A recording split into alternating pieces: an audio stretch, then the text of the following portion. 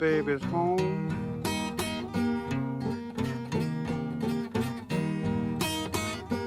Cairo, Cairo is my baby's home.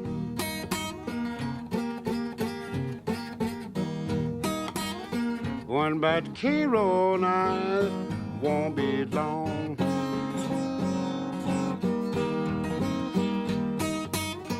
Women in Cairo, they will treat you kind and sweet.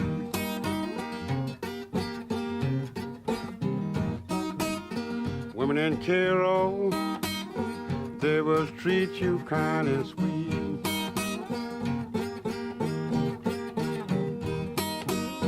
Catch you around and take you off your feet.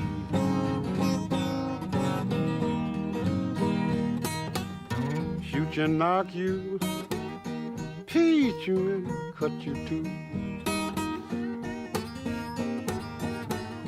Shoot you and knock you, teach you and cut you too.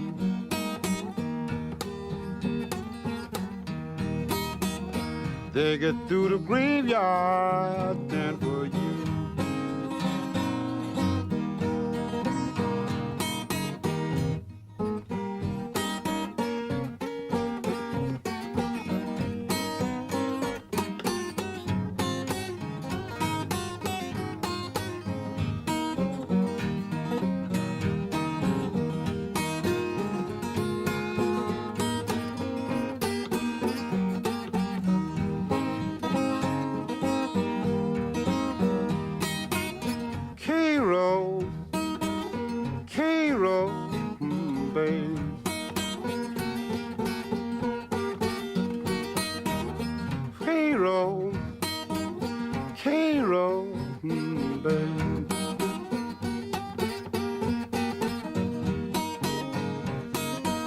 Women in Cairo send you down to your grave.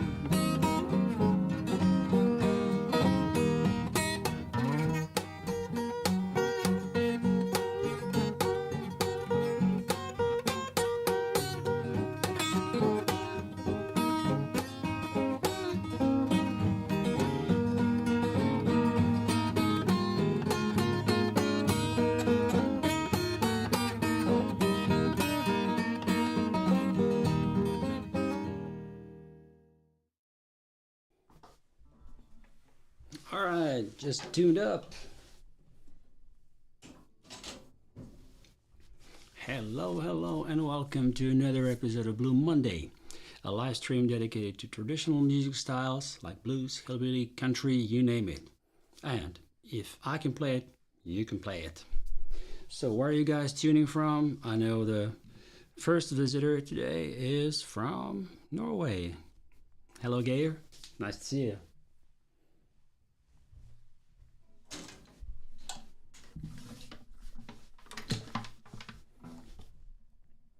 As usual, let me know if everything is okay with audio, video, technical stuff. I always want to make sure that you guys are getting the best experience possible. So that's it.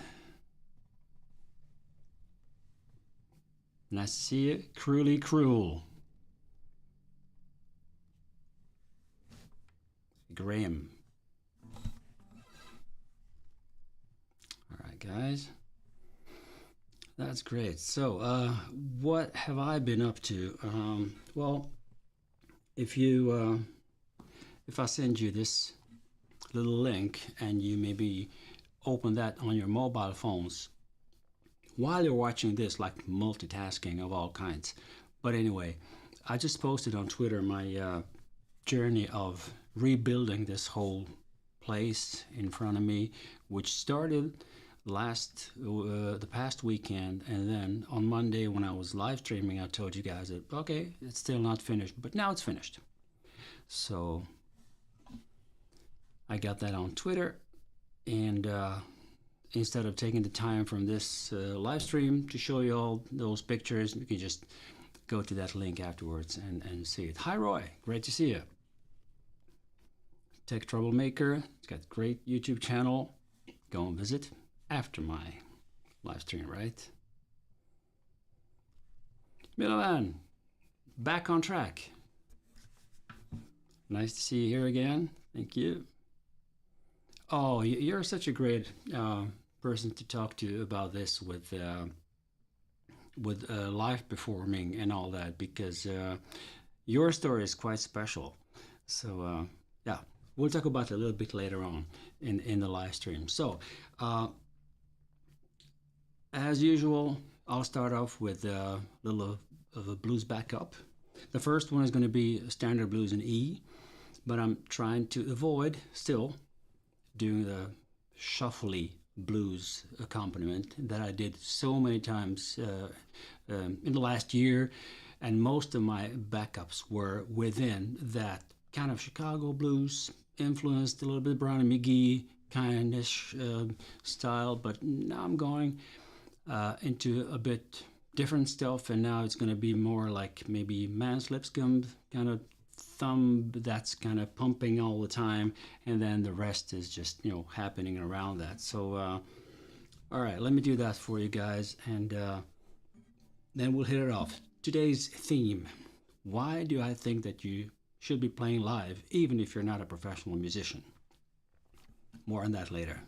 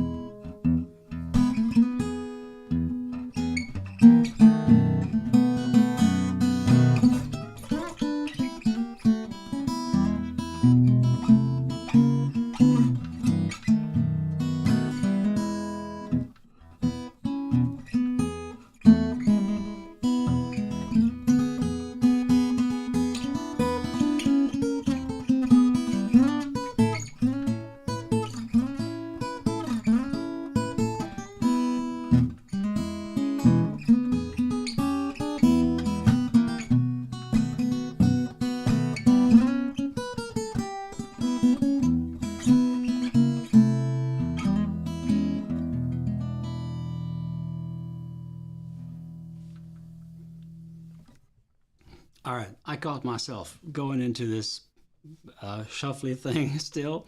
It's difficult because I've been playing that kind of blues for such a long time, and if I do this kind of a Man's Lipscomb kind of a bumpy, that's usually in a bit faster rhythms than this. This was kind of slow blues accompaniment, and like, oh, okay. So I caught myself kind of reaching to that shuffly pattern, but I think I did it once only during the whole course of this backup. But yeah, I hope you're forgiving me. At the same time, I did some new stuff that I haven't done before. The first one was this little oh, sorry.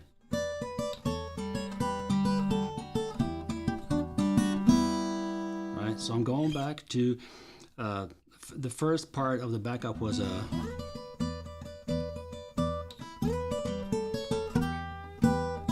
right. So this is very recognizable. You've heard this a million times from old masters like, let's say, Robert Junior Lockwood was one of those who I think I've heard him do this kind of a pattern first, and then I maybe this is just a copy of what he did, is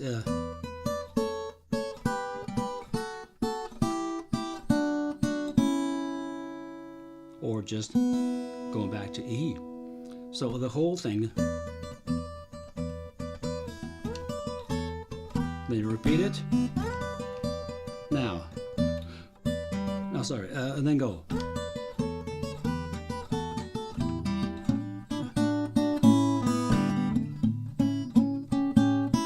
Jeez, I can't remember how I did it, but anyway, that downward pattern is this.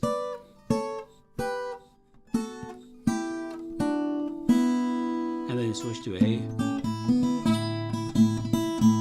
And this is nice because there are two kind of E notes ringing together with a big bass on A. And a little hint of G, which is actually the seventh of that A chord, but sounds nice when it's like in the background a little bit. And yeah, that was that lick. And then there's this other one that I made a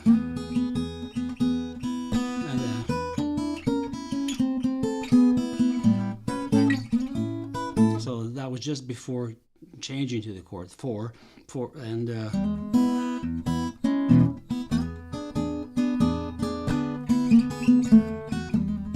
go.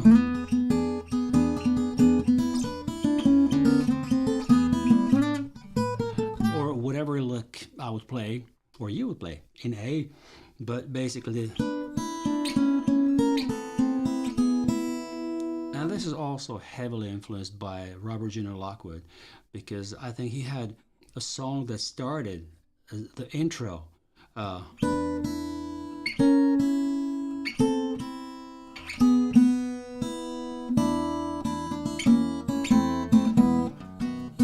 yeah, that's right. Come on, baby, take a little walk with me. That's right. Robert Junior Lockwood, Take a Walk with Me. Wonderful song that was heavily based on Robert Johnson's slow blues. Yeah. So, but he had the right to do that. He was a nephew of Robert Johnson. Robert Junior Lockwood. Check him out if you haven't by now. All right. Aloha, David. Wonderful live stream today. Yeah.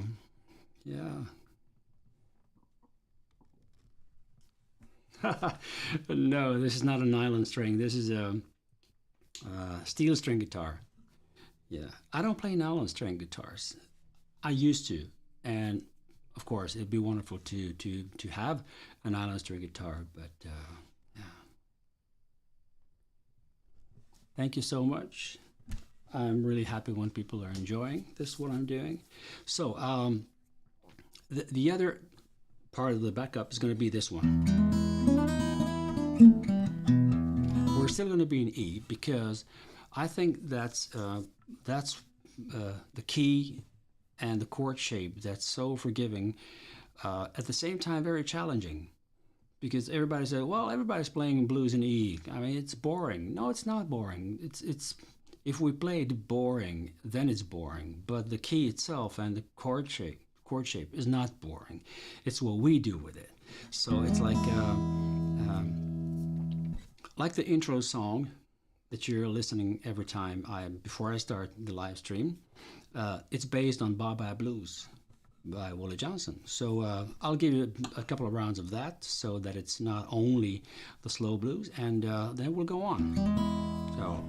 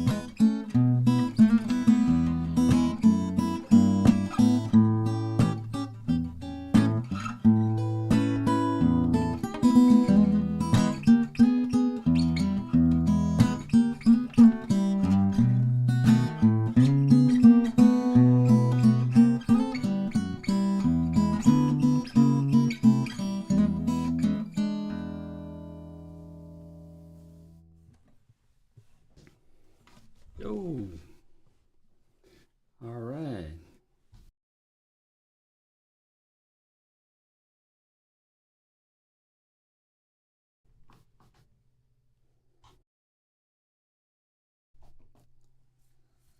So guys, let me know in the chat. Thanks for liking the video. And what did you say, David? We need one more person to to smash the like button. It would make Music Mac play better. Try it out and see. Yeah, all right.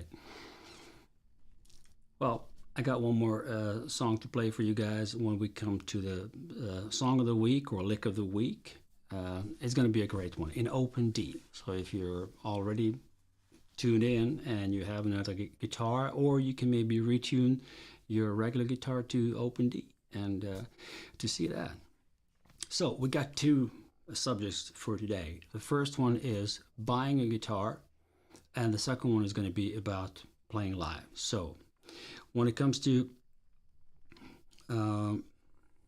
guitar buying tips, last week it kind of crashed a little bit with today's theme because I mentioned quite many of the things that I'm going to be talking about now, but that's why I'm trying to make it brief.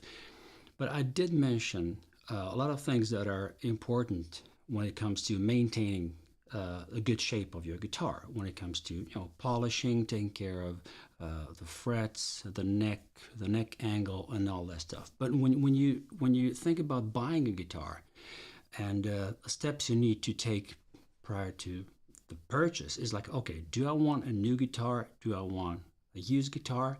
Usually a new guitar, let's say, that costs maybe $500-600 or 5,000-6,000 crowns here in Sweden, same in euros basically. You can get a really decent guitar for that money. At the same time, you can get a fantastic older guitar that used to cost around $2,000, but somebody wants to get rid of it for $500-600-700. So it's this question every time, like, okay, should I invest a little bit more but then buy an old used Martin and have a really great guitar brand in my collection? Or I don't know. Depends also who this guitar is for. So if you're a parent and you want to buy a guitar to your child, then it's always better to either start with playing your guitar, if you have one. If you don't, if you're not playing at all, if you really want to buy a new guitar from scratch, then buy one of the school models and that are very cheap to buy, or borrow from somebody else. Just don't invest too much before you know they're really interested. So let's assume, okay, somebody's interested. Kids who are, let's say, between 8, 9, 10 years old and up, they would really need a guitar that's smaller. Sometimes they can get away with playing a regular electric guitar because that's usually where the neck is a little bit narrower. The strings are not that thick. The string action is not that high. So why not getting a cheap electric guitar and maybe start from there? If we're talking acoustic, and if you want to really think of details that are important when it comes to that guitar, keeping up for a couple of years. If it's a known brand, compared to the price of the new guitar of that kind. If somebody's selling you a Martin guitar, like, I don't know, D18 or something, for like $500-600, it's a warning sign. It's like, okay, that guitar costs a lot of money, so why would somebody sell it for this money? Is it stolen? Maybe. You never know. So if you're buying from websites, from these portals where you have ads for music equipment and stuff, then it's also good to read about their policy and how you're protected as a buyer of anything that you buy on their site. The first one. Then let's say you could come to visit somebody, or let's say you see that guitar online and you see lots of pictures of that guitar from all kinds of angles, and then you see some, cracks in the lacquer. It's like not really smooth on the surface. You see like, oh God, what's this? Don't worry. The crack in the lacquer is nothing that's affecting the sound. It's great. It's not good if, parts of the lacquer are falling off. But usually it's this first layer, the last layer of lacquer is still there, but the layers underneath might be crackling a little bit. So that's not a big deal when it comes to sound. Then you should pay close attention to, let's say, the frets. If the angle of the photography is good, you can see if any of the frets is maybe protruding. Like you see if any of the frets is kind of going a little bit up somehow. If they're doing that, okay, let me put the guitar on. With the strap, maybe it's easier to come forward and show you guys. Oh,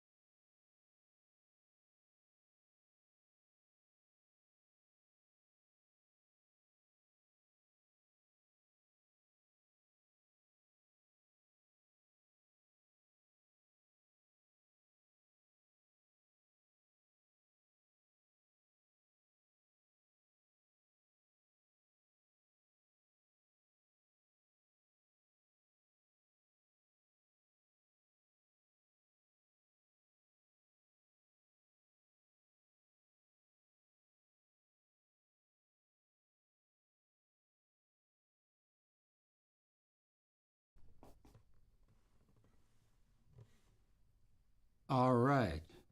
So this scene was muted. Okay, let me try to go back to this one is okay. And now this is okay again. All right.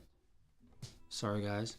So when it comes to checking the frets, if you glide with your fingers like this, it should be quite smooth. You would need to feel where the frets are coming, and you know when you're passing them, but it shouldn't be any sharp edges. If it's really sharp, then it can be for two reasons. The first one is that it's a humidity issue. It's wintertime, or the guitar hasn't been really taken care of when it comes to humidity, and that's where the problem arises. But that's a easy thing to fix, because you can just take a very smooth sandpaper and just sand it down. So it's not a big deal.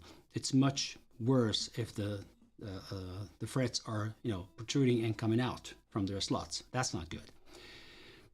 Then when it comes to string action, usually most of the guitars are okay on these first couple of frets. If you try to play the F chord and you feel it's okay, then this part is okay. But if the problem arises when you come to the 5th fret and up, if the action all of a sudden becomes quite high and you say, oh God, I need to press a lot there. There are two reasons for that. One is that the neck is too bowed in this angle, right? So it's bowed like this, which every guitar neck should be, but very little, just a little bit. The best way to find that out is to press with your, let's say, thumb on the 12th fret, with your index on the 1st fret, and then just feel how far the strings is coming to the 5th fret here. Just press it down, and it should be just not even a half a millimeter, very, very little. That's a sign of okay neck, that the neck is straight enough. It should be a little bit bowed. If there's a lot of movement there between the strings, and then you should just check, is there a truss rod in the neck of this guitar, and is it adjustable?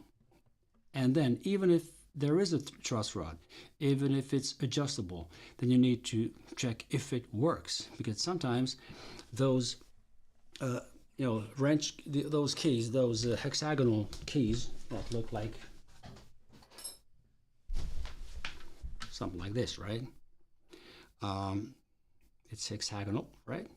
And sometimes they just won't even fit into the hole, and that hole can be inside of the guitar, somewhere here. It can also be up here on the peg head. Depends. And there are different kinds of these truss rods and all that, so you need to make sure that you're able to adjust that if necessary.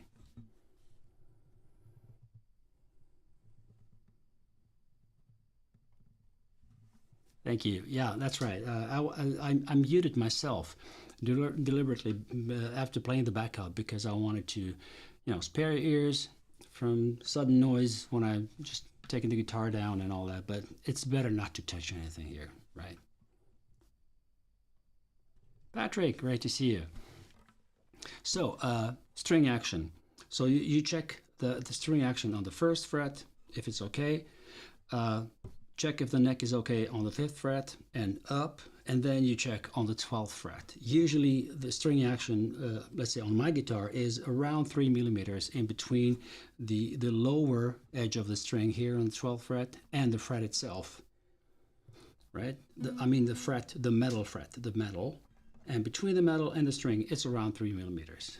Down on the 1st string, it's usually a little bit less than 3. I keep it fairly high there because I'm playing a lot of slide, and usually this guitar is my main guitar on most of the gigs. And if anything happens to my other guitars or whatever, I always have this one. And since my 1st string is 0.16 instead of usual like 0.12 or 11, that most of other fingerstyle guitar players are using, then I'm pretty sure it's going to be okay for slide as well, right? I can take the let's say slide here and the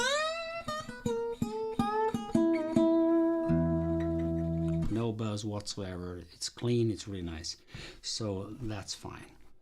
The next thing, the neck angle. This is crucial. This is so important that you really, really need to pay attention to this if you don't know this already. So sorry for nagging if you guys are already familiar with that.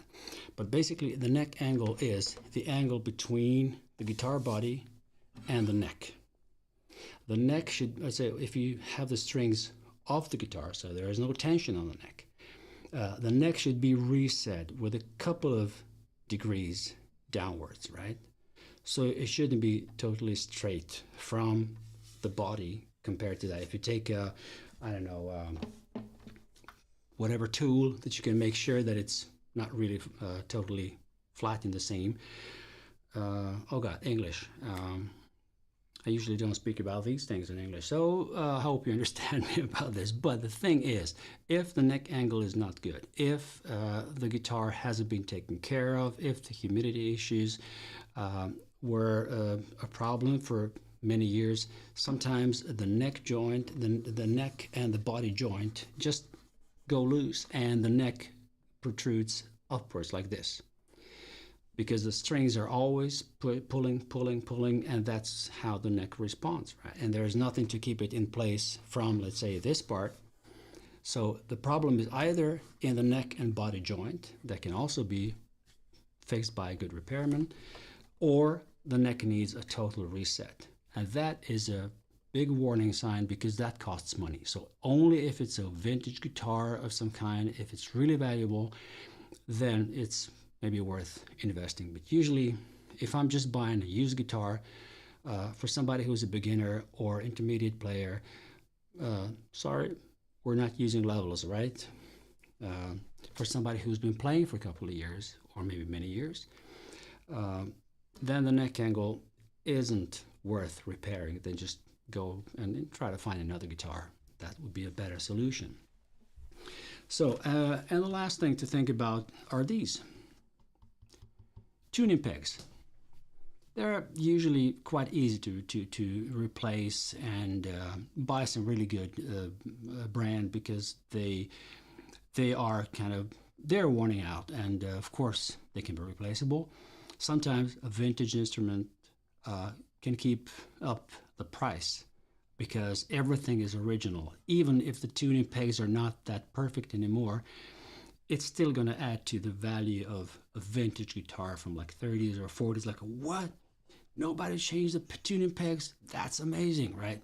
Yeah, it is, right? And I have my Silvertone guitar that I showed you last week, which is a great guitar, but those tuning pegs are not really keeping it up, so that I can maybe change in the middle of the set between standard, open D, open G. You know, with this guitar, I could do it anytime, no problem. But the Silvertone is kind of touchy with that. So I usually prepare the tuning I want to play it in between the sets or before the show, and then I have it ready for that, and I just play in that tuning. And then if I want to play something else on that guitar, which is in another tuning, then I would do that after the break. That would be the easiest solution for that. All right.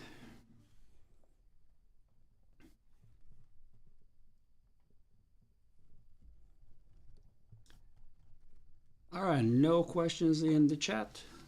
So, actually, we come to the theme for today.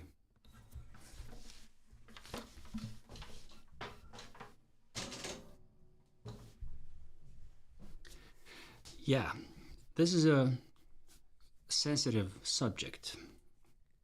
Why I think and why I claimed in the title of this video that why you still should play live. That's because I meet a lot of people who are hesitant when it comes to live playing, and they don't want to do it. It's like, nope, I don't want to play live. I'm happy just being on my own and playing my own. I'm a bedroom player. That's a common expression I quite hear. And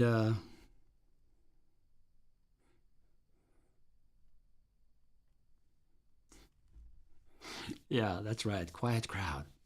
Expecting something smart from me. Well, I'll keep you waiting for that. No. All right. why are live shows still essential? Well, the essential can be a bit of a strong word for this, but I wanted to kind of grab the attention and to see if my point is valid, right? So let me come to that, because this title can be controversial.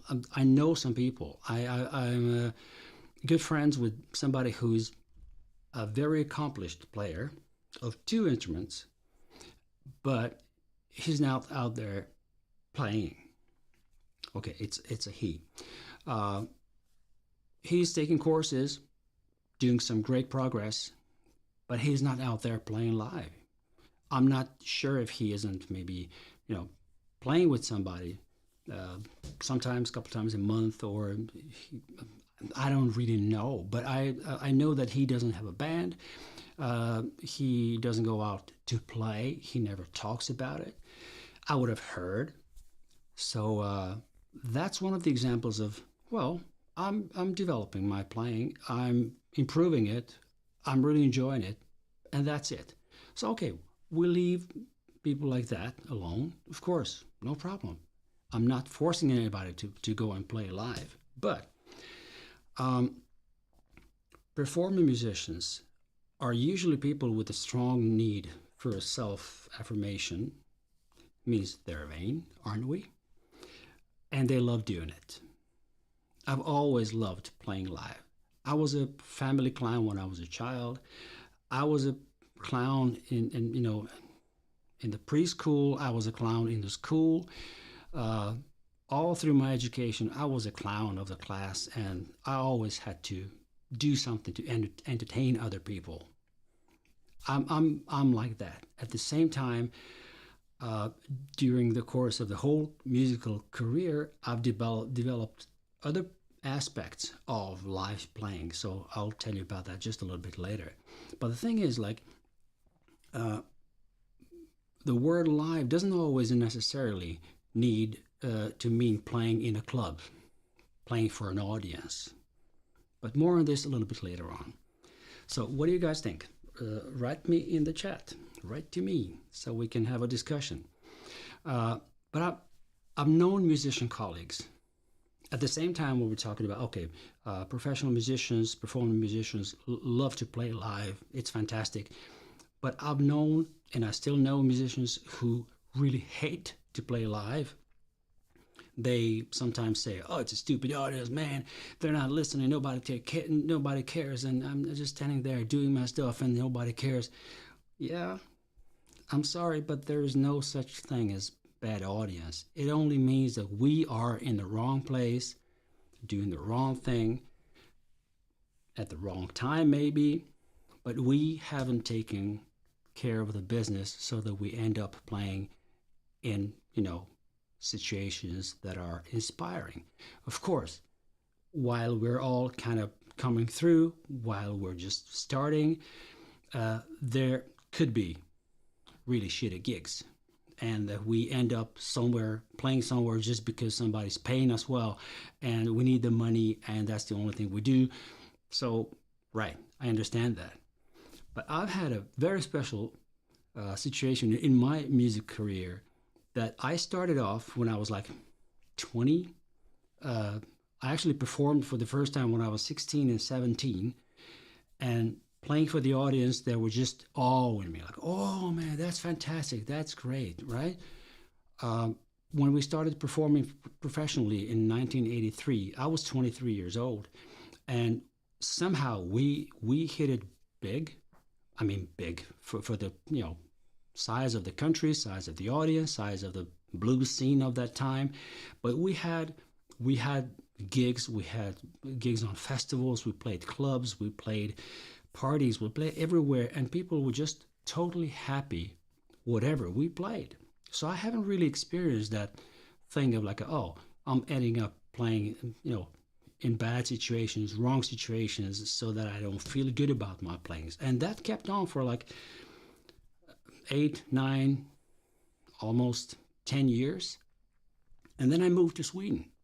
Before Sweden, I had my career in first old former Yugoslavia. Then I played in Hungary. I played in Italy for a while. And then I played in Germany quite a lot. And then I moved to Sweden. And in Sweden, I didn't know anybody. And that's where I ended up playing, small restaurants, pizzerias, beer tents. I mean, anywhere. Just give me work. I need to work myself up somehow. I need to get the chance to get better gigs, to reach better audiences, etc., etc. But that's where I can really say, okay, I paid my dues, man. I've been through that neglecting part from the audience, coming playing for the drunken crowd, people who really didn't care about whatever I was playing. They just wanted rhythms, entertainment, and that was it. They didn't care who I was. They had, let's say, live musicians. They're called usually troubadours here in Sweden every Friday, Saturday, and those musicians usually play covers. And when it's well done and when they really like doing it and when the audience is with them and all that, that can be really cool, and those evenings can be really pleasant, all fine. But I've never played kind of popular music of any era, so to say. I didn't play popular music from the 60s, 70s, 80s, 90s, whatever that was usually played in those places. I played my blues, country stuff, and I loved doing that. But at the same time, they didn't really want to hear it. So sometimes I ended up in situations where shuffles saved my ass, because shuffles are rhythmical. If people feel like dancing, they can dance to a shuffle. That was okay. But, playing country, bluegrass, sometimes the old hillbilly, they didn't really care, right? But sometimes you really need to win them over. Sometimes you just kind of do something that's so odd that they like it because it's different, totally different. And I also have a lot to thank Eric Clapton for his Unplugged album from 1992, because when I came to Sweden, it was 1992. So all through 93, 94, I played these places where when they asked me, like, what are you playing? I said, well, I'm playing all this old blues stuff and all that. Oh, can you play San Francisco Bay? Yeah, of course. Can you play Walking Blues? Yeah, because Eric Clapton made it popular. Thank you, Eric. That was great. And things were going my way because I used to play that long before Eric Clapton released this album, right? And of course, I didn't stretch my gig to playing Tears in Heaven and things like that, because I'm not really good at that. And usually it needs to fit into my program, the things I'm going to be playing. But eventually, I got in touch with Sven Zetterberg, who was a great Swedish blues player, and he recommended me to some festivals, to some blues associations in the country. And that's when it just things started moving, and I went through that. It was okay. But even during that period, that when I was really playing places where I didn't fit and I really needed to struggle to get the attention and all that, I learned a lot. So no matter in which kind of life situation you end up in, you will learn. It can be a bad experience. People can boo you out.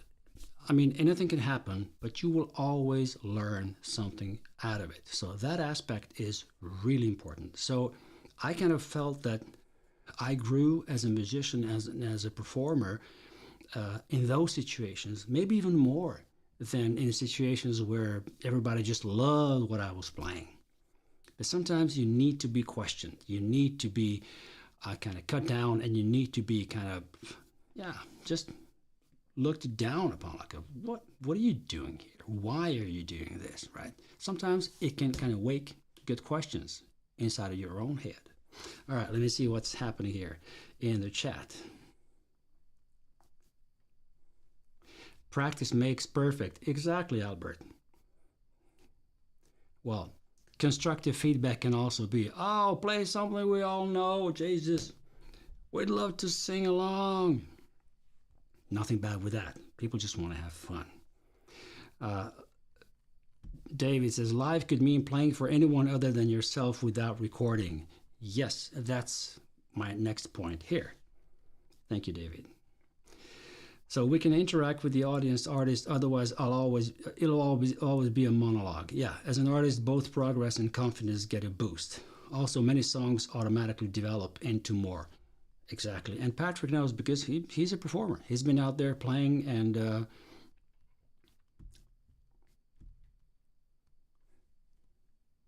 yeah, communicative, entertaining version. And it's entertainment we're hired for. Our format just happens to be music. Yeah, that's right. That's right. And okay. Your take on the topic is very good because I've known musicians. Why am I saying I've known musicians? They're all live and kicking. So I know musicians who are primarily entertainers, and they say that in conversations with me when we discuss, what did you play last time, or are you going to have some gigs, in the coming period? And so where can we meet and all that? And then they say, oh, I'm going to do this and that. And they're telling me about the places where I know that people are expecting entertainment. They don't care what you're playing, and they love to do that. And in order to satisfy the audience, they will play any music. They would sit down for hours and learn a popular hip-hop song because they know the audience is going to love it, and they want to make people happy that way. And that boosts their own self-confidence and, feeling good. I'm in the other route. It's like I'm in love with the music that I'm playing, and I'm trying to seek myself to situations where that kind of music has the right audience, so that I don't have to fight, in the trenches, that I can sometimes just try to let them know and let them hear how beautiful this music is. Because there is always a message in these songs that I'm singing. I'm not playing too many instrumentals, maybe 2-3 per evening sometimes, and I usually play 1 or 2 longer sets. So sometimes maybe only 1 instrumental. But usually I sing all of the songs, and I stand behind kind of 95% of all lyrics that I'm singing about, because they're telling a story. There's always some nice things. Those 5% can be things that are kind of that has aged, that with today's measures they are a bit harsh, maybe sexistic, or in some other way not really appropriate. But sometimes it's even good to sing the songs in the way they were sung from the beginning, and then explain, either prior or after the song, maybe better prior to the performance. And then there's a reason why you play it, and there's a story behind that as well.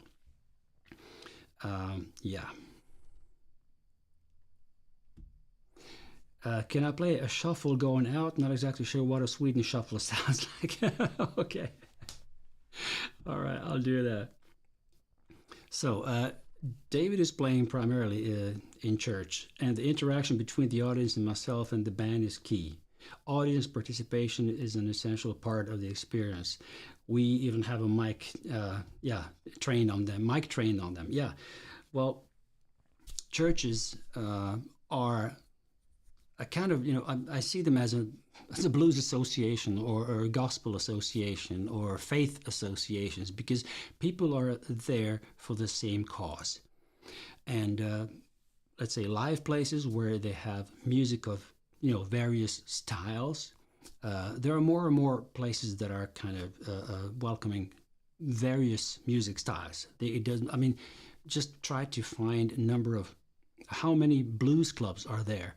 Let's say in Sweden there's 1, in Copenhagen there's 1 Mojo Club, but the rest of the clubs are clubs where you can play anything that's a good quality music, and then the right audience is supposed to come. If they come, when they come, it's fantastic, right? Yeah, so it's like there's this great expression in Swedish when you play for the already baptized. I don't know how to translate that into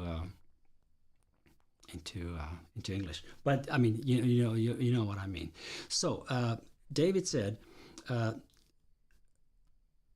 was playing for someone else, for anyone other than yourself without recording. Okay, so that's my next point, because even if you play just with one other person, if it's a friend of yours, somebody in your family playing an instrument, or whoever you meet, it's a live performance. You are playing live. You are stretching. You are challenged to play different than if you would just be, in your own room within your four walls and playing for yourself.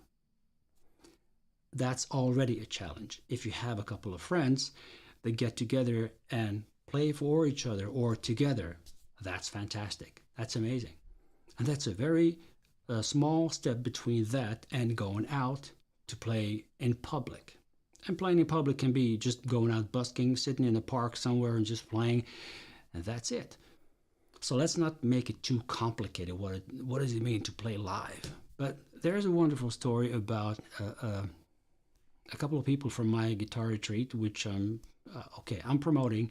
This is maybe a sell pitch, but when it comes to guitar courses and my retreats and things that I'm kind of selling, yes, I'm taking money for tuition and for getting together and sharing my experiences and all that. But that's because of there is a deeper reason for that. We are making money. We all need to make money, right? So let's have that out of the way. But those people came to my retreats a couple of years in a row, and then all of a sudden they told me, hey, you know what? We started a Friday afternoon jam session in our own homes. A couple of us are getting together. And that started with like 2 people, 3 people. Now there are like 7 or 8 students, participants in my guitar retreat that totally independently from my retreat. Sometimes I am with them, of course, because it's so much fun, and I really appreciate those guys. But they are playing every Friday.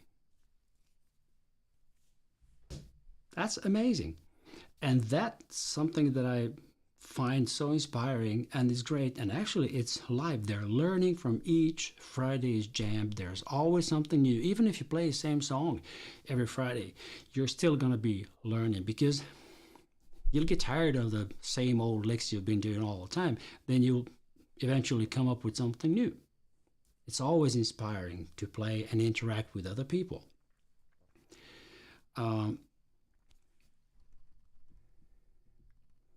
So what's happening when you're not only playing with yourself? We'll need to forget the story about John Mayer. If you're familiar with that, he said it in an interview somewhere. John Mayer is a musician who I really, really appreciate a lot, both as an acoustic guitar player and electric guitar player. He's amazing. But I think he said this in an interview, that he sat alone in his room, and except for going to school, he didn't do anything else but play the guitar. He was locked in there, and he just played records, learned how to play those songs, learned licks, listened to every possible song that he liked within the old-timey blues tradition. So he didn't really interact with other people. But then when he came out, he was ready, and he hit it big. But he's an exception. He's somebody I think he was already big when he was just starting out. It was just a matter of when it's going to shine, when it's going to come out. But usually I think not only playing skills are developed when you play with somebody else. And I'm repeating that, even with just a friend of yours sitting in front of you and you're just kind of playing a couple of songs together. It's, human skills, it's socializing. It's getting together around a mutual interest. It's improved self-confidence. It's appreciation for just being seen and heard. Let's not forget those aspects. And many of these are equally important for a performing musician who is a professional. The difference is that performing musicians are playing like every week, every weekend, 5, 6, 10 times a month and all that. And I'll tell you, I've met musicians who just hated that part of being forced to play several times a month, doing the same program all over again. And when it all becomes a job, a repetitive thing that you don't really feel like doing anymore. And I don't. It's difficult to understand. One of the reasons I stopped touring intensively was that feeling as well. 90% of the reasons were the family things, because I wanted to be together with a family. One of my kids were around 9 and 13 years old, and I didn't find it worth to wake up, at a hotel room 1,000 kilometers away from them just to make some buck, right? So it's like, okay, there are different reasons why we're out there playing, but I've never lost that love for holding the guitar in my hand and performing and making somebody interested about it and maybe entertained, and sometimes we can discuss the themes that I was singing about, and it becomes a deeper conversation than just pure entertainment. Again, I really need to be diplomatic here, because there's nothing wrong with pure entertainment, right? Let's face that. But the key word here when playing live or for somebody else is the word growth. I live to grow. Chris Do. Chris Do is a designer. He's the founder of the company named Future, spelled Futur, and they've got a enormous YouTube channel, and what's making him doing things like basic videos with explanation of how to promote your business, how to work with design and all that. I mean, he's got so much money he doesn't have to work a minute of his life anymore. But that's a definition. They asked him that a couple of times, and he just said, man, I live to grow. And that's the reason why I still recommend that live playing is essential, but we'll have to make a difference between live playing for the audience as a performing musician, getting paid for that and all that, and just put it on a very, very simple stage of playing with somebody else, with a friend or a couple of friends, on a party, garden party, in a park, somewhere in town, and sometimes on an open mic. Why not? I'll tell you one thing, open mics are the most welcoming situations for any musician. There's no prestige, there are no expectations that would kill anybody's self-confidence. Everybody's welcome to play, and you're going to be listened to. So if you're hesitant to live playing, it's like, oh, should I not? Just go, visit, do the open mic, and it's going to be great. All right, we've come to the lick of the week or song of the week. It's not really going to be an optimistic one. It's about death, but yeah, isn't death a part of life at the same time?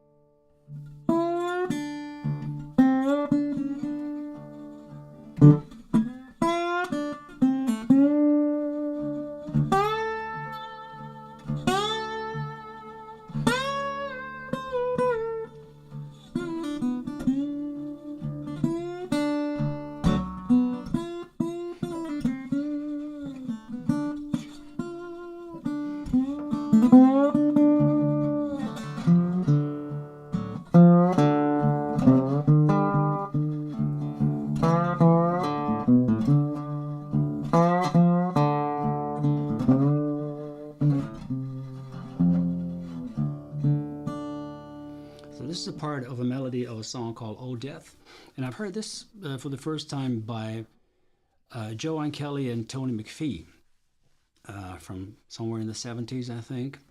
And Tony McPhee is an amazing guitar player who used to play in the band called Groundhogs from the UK, and Joanne Kelly is also a fantastic singer, and songwriter, who's not with us anymore. I'm really not sure where Tony McPhee is today, but I hope he's alive and well.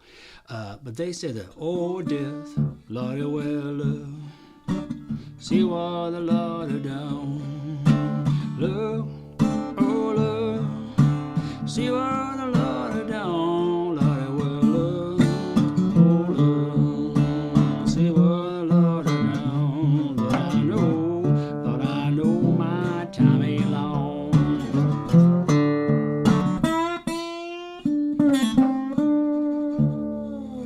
So the melody is played on the "Oh, death, Lordy, well, look." So I'm gliding between the second and the third fret and ending up on the open string to start with. And I'm picking both the first and the second string with my index finger, so I'm not playing each string separately or together. I'm just picking with one finger, but at the same time, when I pick upwards, and then naturally the first string is going to be louder, but you will see and you will hear the second string as well. So it's an arrangement solution kind of. Or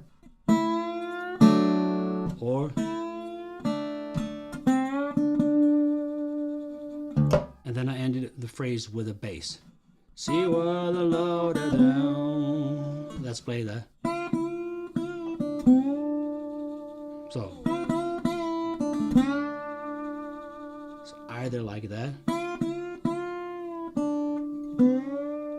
So I glide from the second fret to the fifth. Or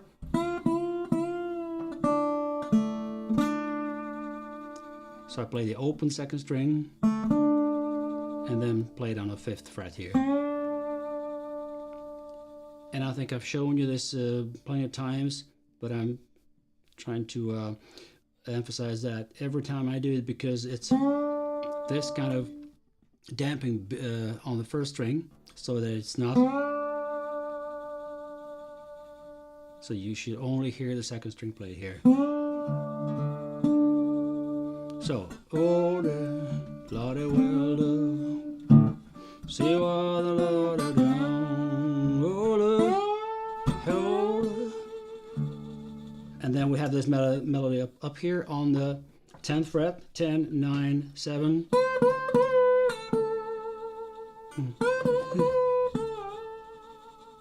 Like that, or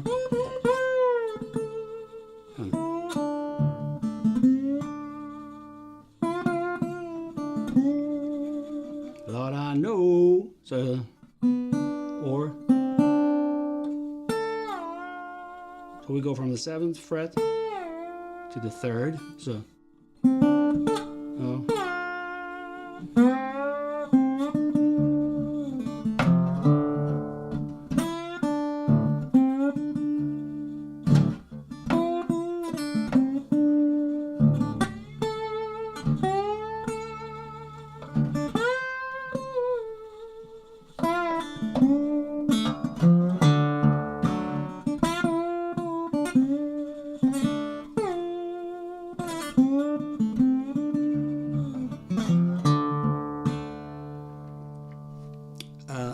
on one spot here, I just play the whole D major chord. It doesn't really fit into this, so it's nice if we just kind of cut off that third by pressing the 3rd fret on the 3rd string, so we get this.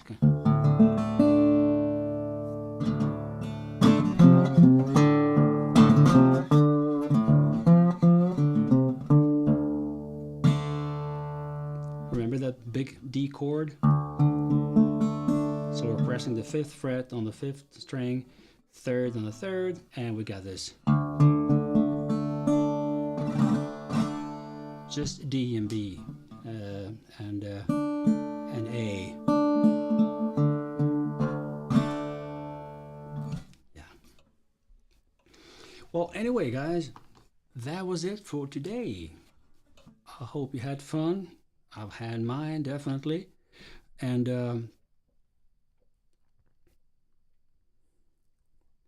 where is that question by All right, Milovan wrote, playing live can be very rewarding, especially weddings. Great feeling knowing that you made that special moment special with your music. Oh yeah, that's right. I played a couple of weddings myself. I did that. Yeah. Milovan has had a very long career playing together with his daughter, Anna, and Milovan. And that family kind of expanded, and all of a sudden there were like 3 on the stage, and kids running around, and yeah. And Anna is a wonderful singer, and Milovan is playing some really tasteful guitar, accompanying her. Yeah, great. All right. Patrick played a lot of things in the key of B when I started out. Okay. What did Albert say? Let me see that.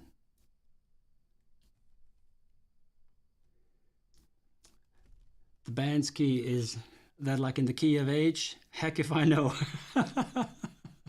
Okay, I got it now. Do I also experience the key of H syndrome in an ad hoc live gig? Oh, yes, I do. Heck if I know. That's right. So you were asking about this. What would be the Swedish shuffle? I don't know, but the shuffly way of playing things is always a.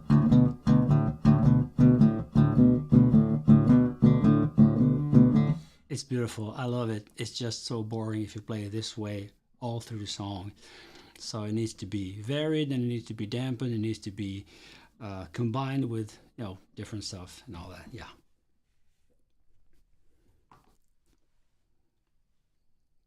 All right. That was it. We are 8 minutes past the hour. I have to acknowledge myself for keeping the time, because I'm usually like 20-25 minutes past the hour. So this time I think it was okay. Good. Thanks so much for coming, guys, and I'll see you next Monday. And I don't really know what I'm going to be talking about next Monday. Hit me up on Twitter and send me your suggestions. I'd love to hear from you.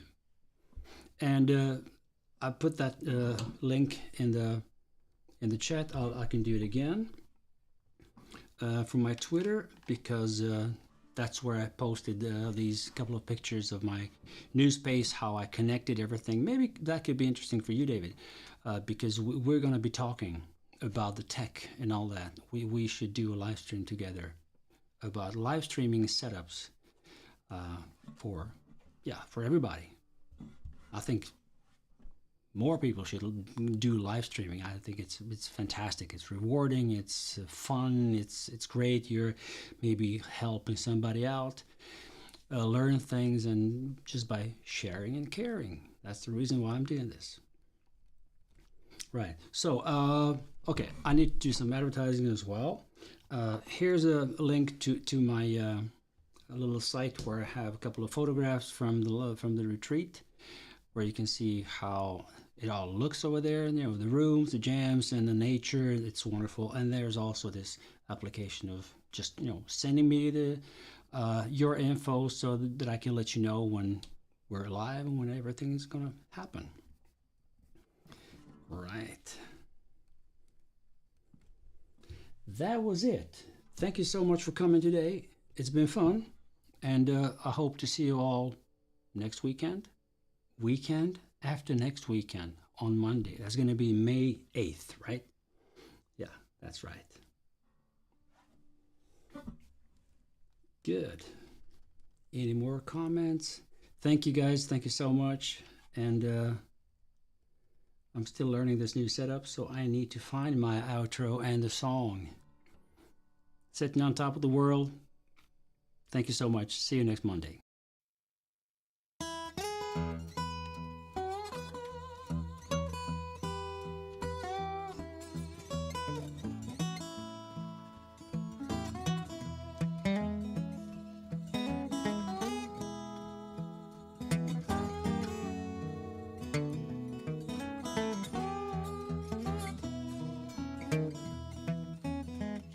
It was in spring, one sunny day, My sweetheart left me, Lord, she went away. Now she's gone, and I don't worry, but I'm sitting on top of the world. Things could call me up, down and out by soul. Said, come back, Daddy, Lord, I need you so.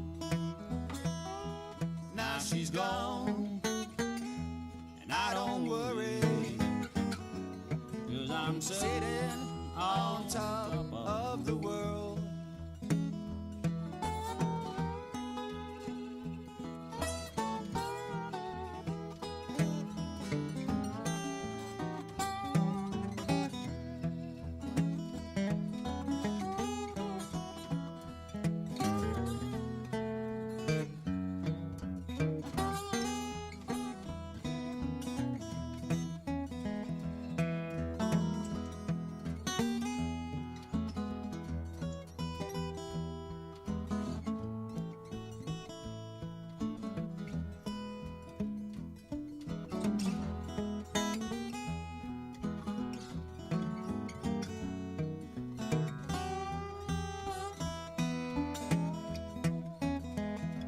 Don't like my peaches, don't you shake my tree.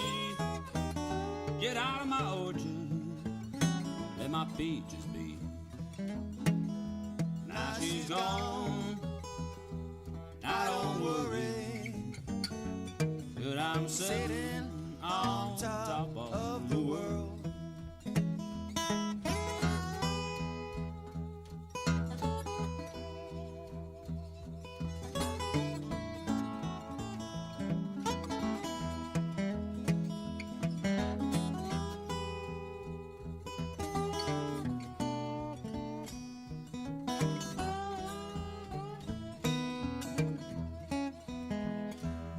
In spring, one sunny day, my sweetheart left me, now she went away.